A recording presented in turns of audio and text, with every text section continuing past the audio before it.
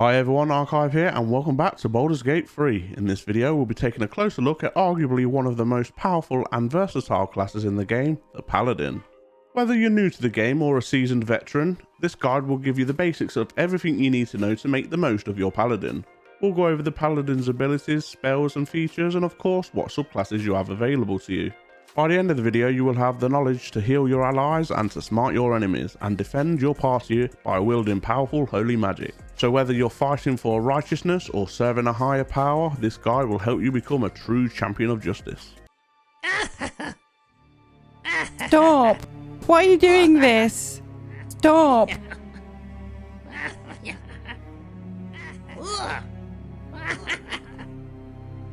Where am I? Was I... Swear the oath to serve and protect, and gain the power to save your village.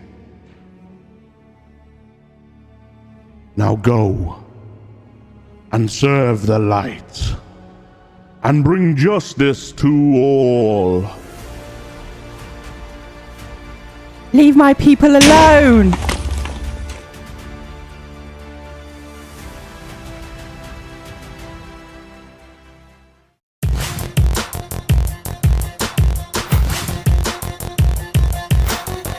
The Paladin class offers a unique and powerful mix of combat and magical abilities, making it a great choice for players who want to be a powerful and versatile character that can support their allies in several ways. As a Paladin, you are a champion of justice and righteousness, sworn to serve a particular deity or a cause. Your role in the party is to protect and heal whilst also being formidable in combat. At the start of the game, the Paladin starts with 10 HP, plus your constitution modifier. After that, each level you gain, you will roll 1d10, you will then add your constitution modifier, then add the total to your current hit points. The Paladin is proficient in light, medium and heavy armor. This provides them with a high level of protection in combat. They also have proficiency with shields. For weapons, they are proficient in simple and martial weapons, giving them a good arsenal to choose from. The Paladin is also proficient in wisdom and charisma saving throws. When looking at your ability scores for a Paladin, there are a few things that you need to consider, the main thing being what playstyle best suits you. Strength will determine your physical power and is your primary ability score because it will determine the damage dealt with a melee weapon. Like I mentioned earlier, Paladins are proficient in heavy armor and martial weapons and are likely to be engaging in melee combat, so a high strength score is important for maximising your damage output.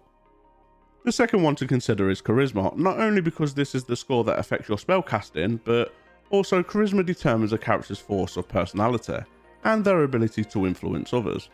Now, Paladins are proficient in persuasion, insight and religion, so a high charisma score will be beneficial for these abilities. You then should be looking at constitution. Constitution determines a character's health and resilience.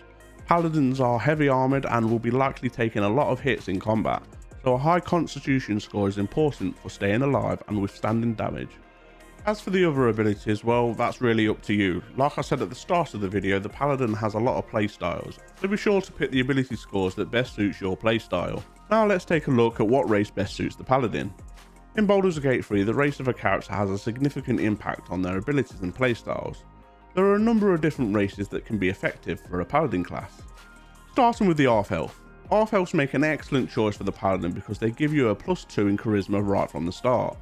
You're also able to put 1 into strength and 1 into constitution. You also get very useful features like Fey Ancestry. Fey Ancestry is a useful ability as it gives you advantage on saving throws against being charmed, and more noticeably, magic effects can't put you to sleep.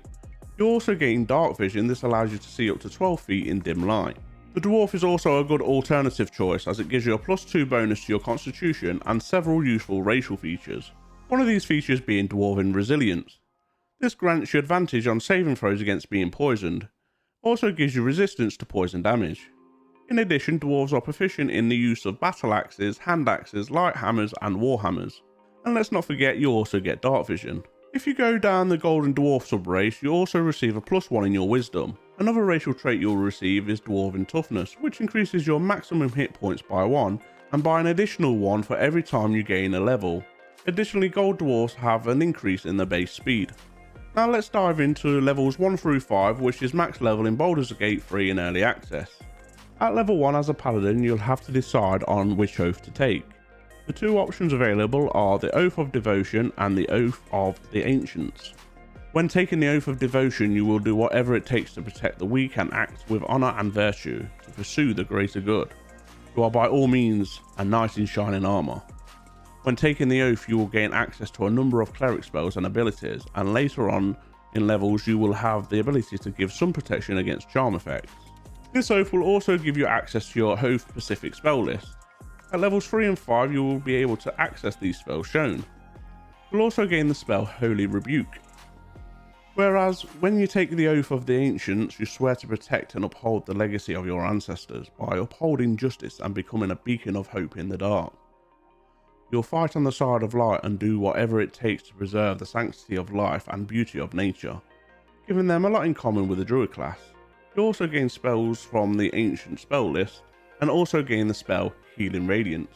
At level 1 you'll also gain 2 class specific spells, these being Lay on Hands and Divine Sense.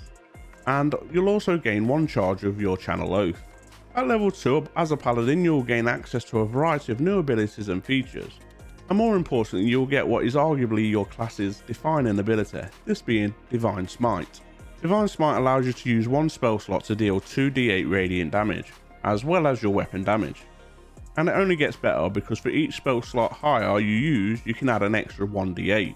In my opinion, the reason this spell is so good is because it can be activated after hitting an enemy, meaning you don't lose a spell slot if the attack misses. As for spells, you'll be able to prepare up to 5 spells from the list shown. At level 2 you'll also get to pick a fighting style out of the 4 choices, these being Defense. This gives you a +1 on your armor class whilst wearing armor. Dueling, this allows you to add a +2 to your damage rolls when making an attack with a weapon in one hand and no other weapon in the other hand.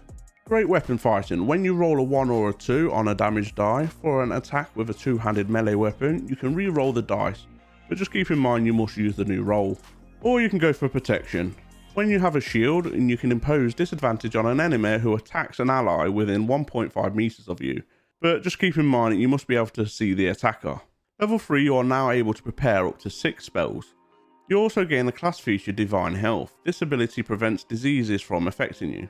Also, this is the level you are also able to choose your oath specific spells, like I mentioned earlier in the video.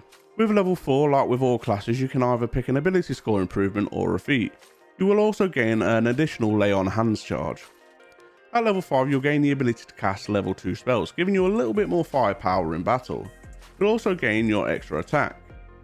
And that's it for the Paladin class guide. I hope you found the information helpful, and just remember the Paladin class is a versatile and powerful class that can fill a variety of roles in your party, from tanking to healing to dealing damage. So whether you're a new player looking to try the Paladin for the first time, or an experienced player just looking to brush up on the class, we hope the guide has been helpful for you. And yes, I know I didn't cover the Oathbreaker subclass. Main reason for that is I just didn't want to give spoilers to people that are not in the know. But if you want to see a video about that, leave a comment down below. Now don't forget to subscribe to the channel for more guides and content like this, and leave a comment down below on your thoughts on the Paladin class. I'd love to hear from you. Until next time, happy adventuring, and I'll catch you in the next one. Bye!